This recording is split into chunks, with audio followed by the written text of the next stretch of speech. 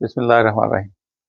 नाज़रीन, आज का जो मौज़ू है मेरा वो एक ऐसा बर्निंग इशू है कि जो हर किसी के ज़हन में ज़रूर गूंजता होगा कि ये जो कोल्ड ड्रिंक्स हैं, इसका क्या फ़ायदा है और क्या नुकसान है। कोल्ड ड्रिंक जो है ये एक ऐसी कॉमन सी चीज़ है कि जो मैं समझता हूँ कि हर घर में और हर वक़्त ही तकरीबन मौजूद होती है।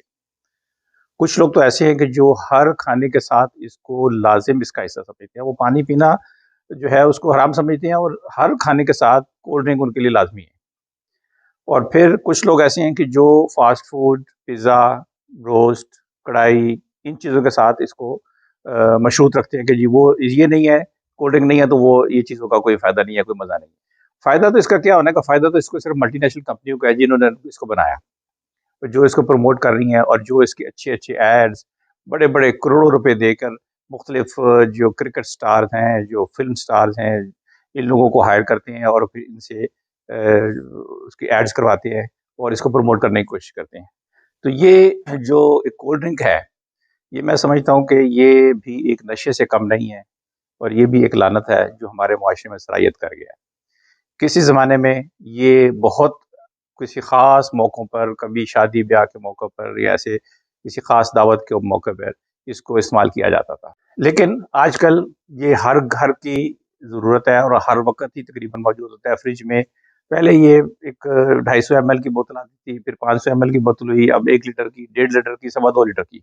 यानी कि इसकी कोई लिमिट नहीं है और इसमें जो नुकसानात हैं वो इतने ज़्यादा हैं कि मैं आपको गिनवाना शुरू करूँ, तो वो एक लंबी लिस्ट बन जाती है।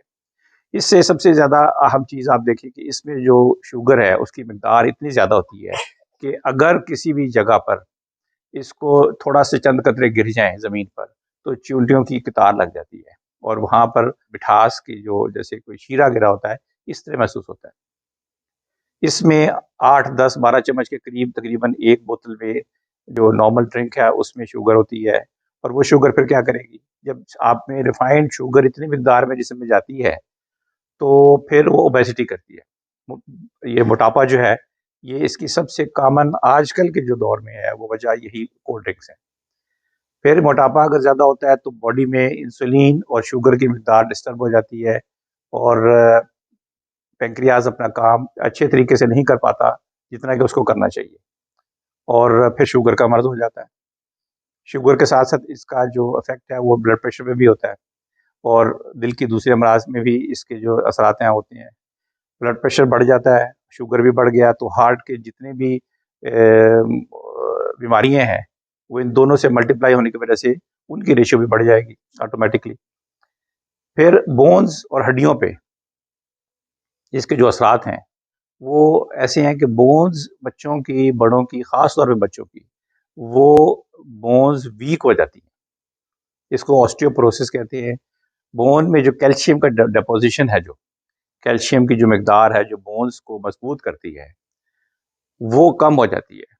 और आप देखेंगे कि बच्चा नॉर्मल हालात में स्कूल में या गली में अगर खेल रहा है, थोड़ी-सी चोट से भी उसके उसमें हेयरलाइन फ्रैक्चर आ जाएगा या उसका ऑब्वियस फ्रैक्चर हो जाएगा। तो ये क्या वजह है? पहले ज़माने में लोग तख्तों पे चढ़ते थे, ऐसी फिज़िकल एक्सरसाइज़ करते थे, फुटबॉल खेलते थे जिसमें चोटें भी लगते थे, हॉकी खेलते थे और बाकी पिट्ठू गरम या इस किस्म के जो गेम्स खेलते थे, उनकी वजह से भी गिरते थे लोग और अच्छी खासी हाइट से भी गिर जाते थे, दीवारें फाँदते थे, उससे भी गिर जाते थे। लेकिन कभी उनको ऐसा आम हालात में ये फ्रैक्चर्स इतनी थोड़ी-सी चोट से नहीं लगते थे। लेकिन आजकल थोड़ी चोट से भी जो फ्रैक्चर्स हो जाते हैं, उसकी वजह सबसे बड़ी कोल्ड ड्रिंक्स है। इसके अलावा गुर्दों में जो पथरी है, उसके चांसेस इससे बढ़ जाते हैं।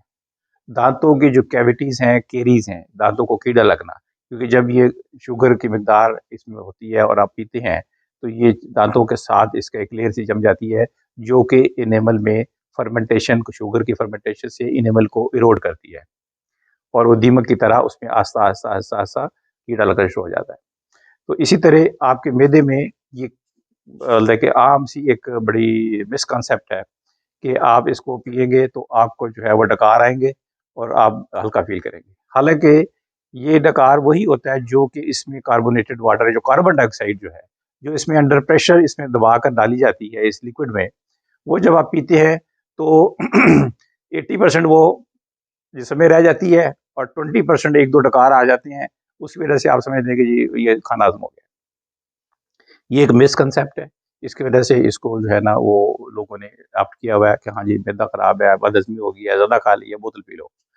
इसके अलावा आप देखेंगे इसमें न्यूट्रिशन की डेफ़िशिएंसी हो जाती है, वो कैसे? कि आप सफ़र में हो, आप कहीं पे भी हो, आप कहते हैं जी ठीक है, चले प्यास लगी है, चलो बोतल पी लें। ईज़ी अवेलेबिलिटी है, हर खोखे पर, हर जगह पर, हर दुकान पर, हर बस स्टैंड पे और हर कैफ़ेटेरिया, कैंटीन में, दफ़्तर में, हर जगह पे ये चीज़ अवेलेबल है और इतनी ईज़िली अवेलेबल है कि आप समझते हैं कि ठीक है जी और कॉस्ट भी बहुत ज़्यादा इतनी नहीं है, तो आप फ़ौरन इसको लेते हैं और पी लेते हैं। उससे क्या होता है कि आपके जिस्म में, मैदे में शुगर जाती है, आपकी भूख मर जाती है और फिर आपका जो नॉर्मल जो खाने का जो टाइम है, वो डिले हो जाता है।